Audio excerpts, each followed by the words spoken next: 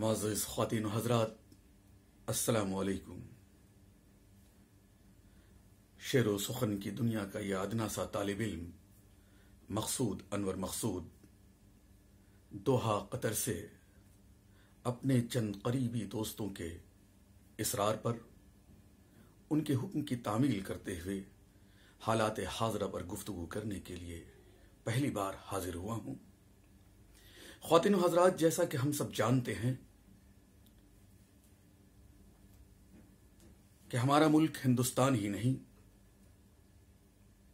बल्कि सारी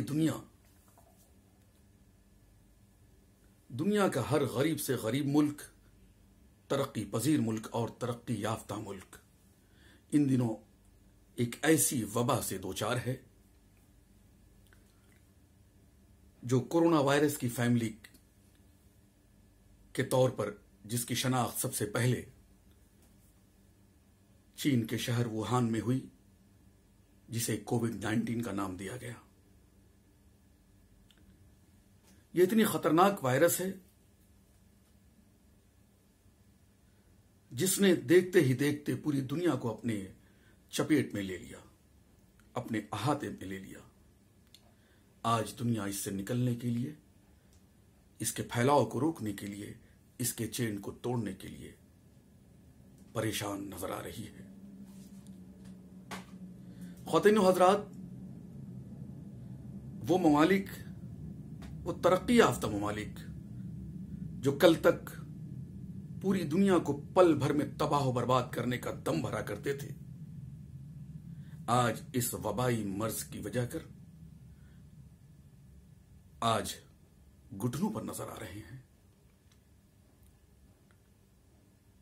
इसके फैलाव को रोकने के लिए, इसके चेन को तोड़ने के लिए प्यारे वतन हिंदुस्तान की हुकूमत ने जब लॉकडाउन का ऐलान किया, जो कि एक वाहिद जरिया नजर आती है, इस लॉकडाउन जब फर्स्ट फेज इसका जारी हुआ, सेकंड भी कंप्लीट हुआ, अब थर्ड फेज के अंदर हम लोग दाखिल हैं। हमने देखा ये लॉकडाउन की वजह कर हिंदुस्तान में कोरोना वायरस कोविड-19 के फैलने की शरह जो थी, उसकी तेजी जो थी, उसकी रफ्तार जो थी, उसमें कमी आई है निस्बतन दूसरे ममालिक के।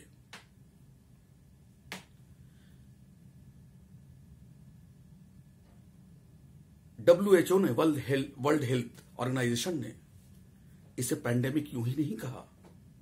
सिर्फ इसलिए नहीं कहा यह मौलिक बीमारी है या शदीद जानलेवा है, बल्कि यह दुनिया में फैल चुकी है, इसलिए इसे आलमी वबा का नाम दिया।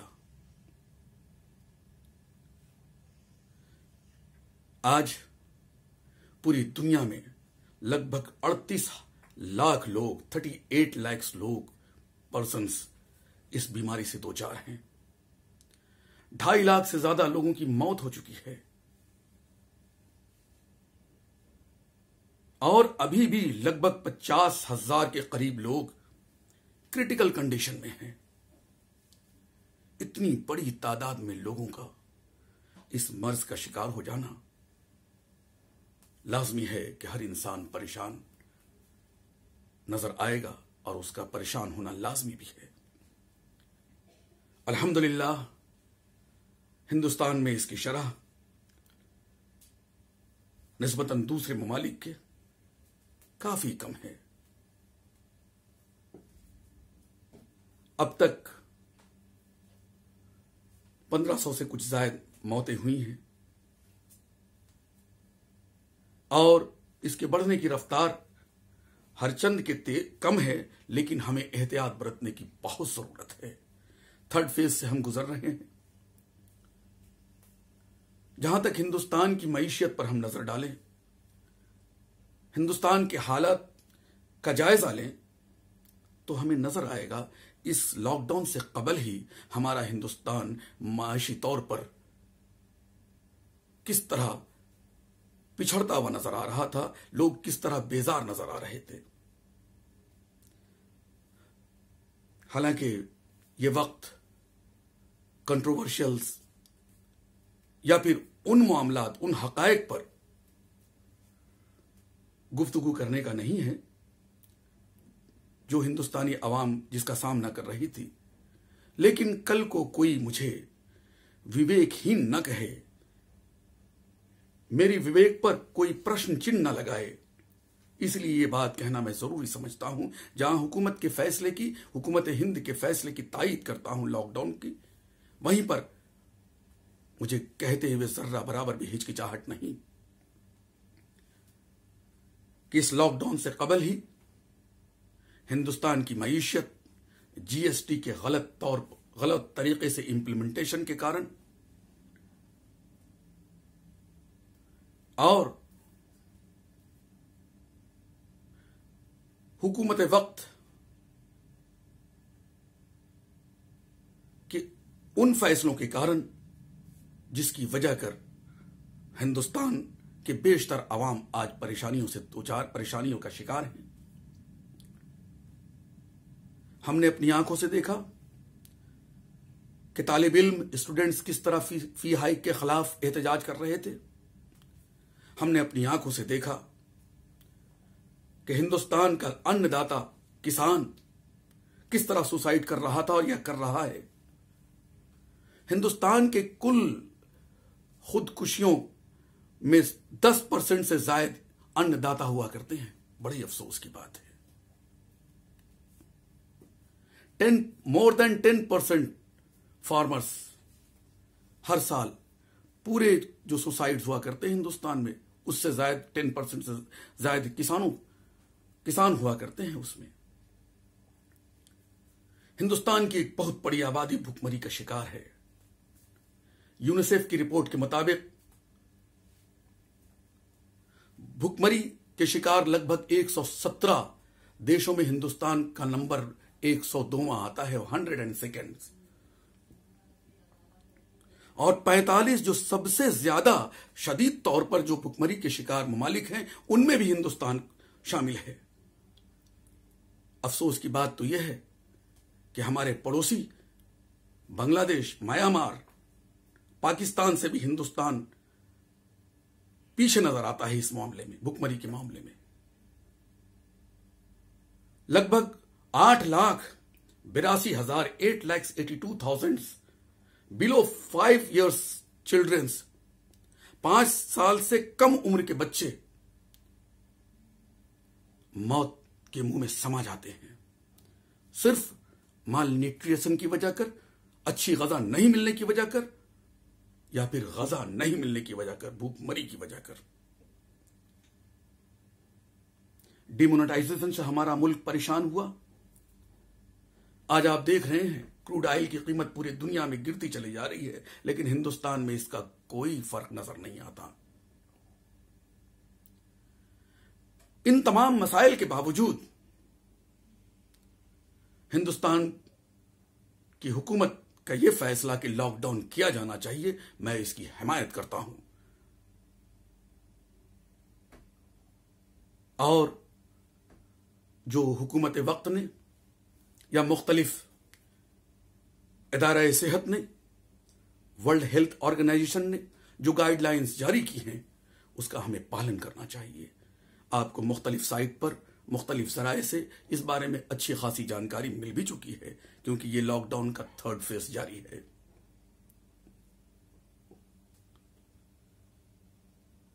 रमजान का महीना है, हम दूसरे अशरे में दाखिल हो चुके हैं। यह मगफिरत का अशरा है। मैं खुसूसन हिंदुस्तान की सबसे बड़ी दूसरी अक्सरियत मुसलमानों से गुजारिश करना चाहता हूं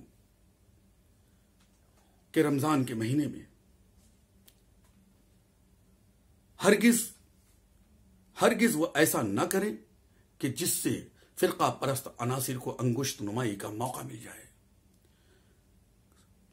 सोशल डिस्टेंसिंग ये ऐसा वर्ड है, हालांकि इसके मफहूम से सब वाकिफ हैं, सब समझते हैं कि सोशल डिस्टेंसिंग का माने क्या मतलब क्या है, लेकिन अगर लुग़वी माने देखा जाए तो सोशल डिस्टेंसिंग मेरे ख्याल से ये लफ्ज गलत है। फिजिकल डिस्टेंसिंग होना चाहिए और सोशल क्लोजनेस होना चाहिए। हम समाजी तौर पर एक दूसरे से करीब आए, फिजिकल डिस्टेंसिंग को मेंटेन करते हुए, और एक दूसरे की मुसीबतों का ख्याल रखें, और हरगिज हुकूमत वक्त को ऐसा मौका न दें या फिर फिरका परस्त अनासिर को कोई ऐसा मौका ना दें कि वह आप पर अंगुष्ठ नुमाई कर सके, आप पर उंगलियां उठा सके कि एक बड़ी बड़ी जमात जो है मुसलमानों की, जिस तरह से आपने देखा, जनाब क्या कहूं, जब बड़े साहब ही कहते हैं कपड़ों से पहचानने वाली बात क्या आप भूल गए? लिहाजा हमें याद रखना चाहिए, हमें अपने याददाश्त को मजबूत रखना चाहिए और सबक लेना चाहिए। और हम मुहिब्बे वतन हैं, हम हिंदुस्तान से मोहब्बत करने वाले लोग हैं, हिंदुस्तान हमारा मुल्क है। हमें उसका ख्याल रखते हुए, फिजिकल डिस्टेंसिंग मेंटेन करते हुए, और जो इदारा सेहत ने गाइडलाइंस जारी किए हैं उसका पालन करते हुए अपनी जिंदगी व्यतीत करनी चाहिए, अपनी जिंदगी गुजारनी चाहिए।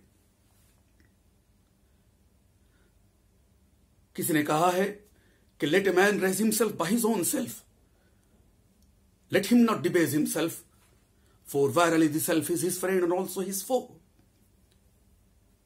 उद्धार अपना आप कर, निज को न गिरने दे कभी, नर आप ही है शत्रु अपना, आप ही है मित्र भी। वरना फिर आपके सामने वही हाल होगा, आप उन्हीं हालात से दो चार होंगे जो अभी गुज़श्ता दिनों देखने को मिला कि मुसलमानों ने रमजान के वक्त खरीदारी करते हुए, जनाब किस चीज की खरीदारी? ईद के माने होते हैं खुशी के, कैसी खुशी? मसाजिद बंद हैं, अल्लाह ताला हमसे इस कदर नाराज है कि अपने दरवाजे बंद कर रखा है। हरमैन शरीफैन में जमात से नमाजें नहीं हो रही हैं, तरावी की नमाजें नहीं हो रही हैं, हम जुमा की नमाज अदा नहीं कर सकते, हम मसाजिद जा नहीं सकते, तरावी की नमाज बाजमात नहीं पढ़ सकते, तो ईद की कौन सी खुशी?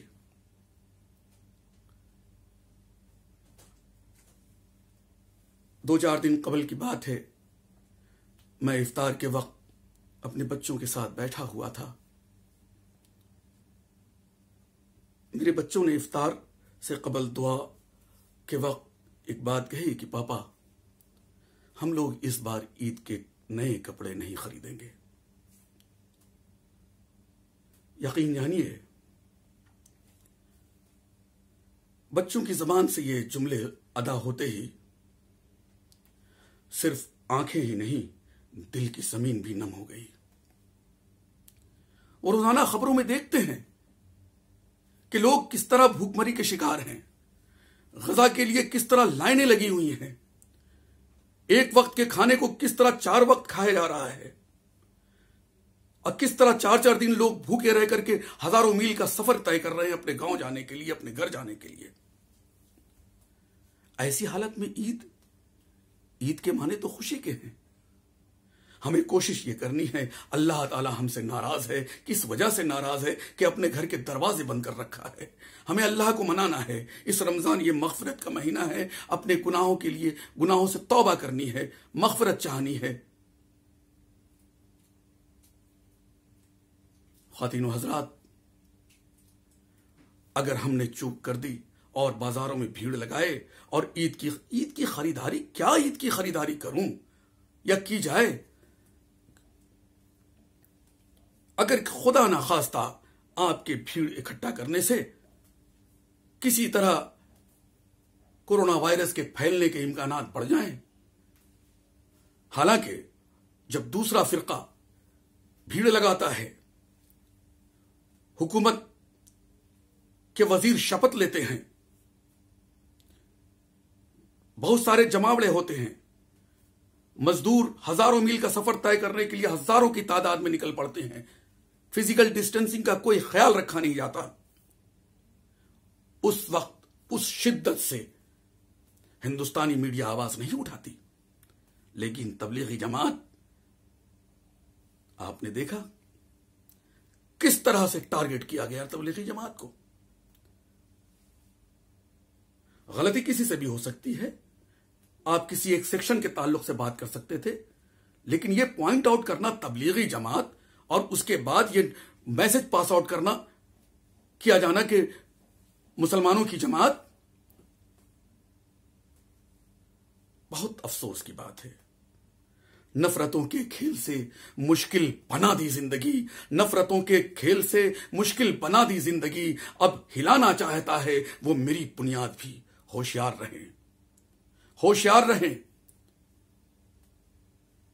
और ईद की खरीदारी से बाज रहें। जिंदगी रहेगी, हमारा मुल्क सलामत रहेगा तो बहुत सारी ईदें हमारा इस्तकबाल करेंगी। उसकी नजरों में है दहशतगर्द होने का सबूत, उसकी नजरों में है दहशतगर्द होने का सबूत। मेरी आंखों में है सुरमा और मेरी आंखों में है सुरमा, जेब में मिसवाक भी। क्या निकालोगे अमानत, मैं इसी मिट्टी का हूं। क्या निकालोगे अमानत, मैं इसी मिट्टी का हूं। उड़ के जा सकती नहीं मकसूद मेरी खाक भी, उड़ के जा सकती नहीं मकसूद मेरी खाक भी। हम अल्लाह सुब्हानहू तआला के हुजूर गिड़गिड़ाएं, दुआएं मांगे, या अल्लाह हमसे किसी तरह की खता हो गई है तो माफ फरमा। अगर तू किसी वजह कर नाराज है तो अपनी नाराजगी दूर कर दे। यह वबा जो सारी दुनिया में फैली है, इससे आलम इंसानियत को निजात दिला दे। जो लोग इससे आज मुतासिर हैं उन्हें शिफा अता कर, और जो लोग इससे बचे हुए या अल्लाह उन्हें महफूज रख। दिल में बसता नहीं खुशियों का समा या अल्लाह, दिल में बसता नहीं खुशियों का समा या अल्लाह। कैद होता नहीं मुट्ठी में धुआं या अल्लाह, दिल में बसता नहीं खुशियों का समा या अल्लाह। कैद होता नहीं मुट्ठी में धुआं या अल्लाह। रात इतनी भी न लंबी हो कि आजिज हो जाऊं, रात इतनी भी न लंबी हो कि आजिज हो जाऊं। नज्म साकिब हो आया, नज्म साकिब हो आया, गूंजे अज़ां या अल्लाह। नज्म साकिब हो आया, गूंजे अज़ां या अल्लाह। हमारा यकीन है अल्लाह ताला की जात वो जात है, उसे वो कुदरत रखता है। अल्लाह ताला अगर चाहे तो पल भर में ये हम अपने अक्ल शऊर का इस्तेमाल करें, अल्लाह ताला से दुआएं मांगे, गिड़गिड़ाएं, इंशाअल्लाह अल्लाह ताला इस बीमारी से हमें जरूर निजात दिलाएगा, इस वबा से हमें जरूर छुटकारा मिलेगा। एक वही है, इस शेर के साथ अपनी गुफ्तगू तमाम करता हूं कि एक वही है दूर करेगा तन मन के अंधियारों को। एक वही है दूर करेगा तन मन के अंधियारों को। रोज फराहम करता है जो बिजली चांद सितारों को, रोज फराहम करता है जो बिजली चांद सितारों को। आप सभी अपना, अपनों का और वो लोग जो आपको अपना नहीं समझते हैं उनका भी ख्याल रखें। खुदा हाफिज।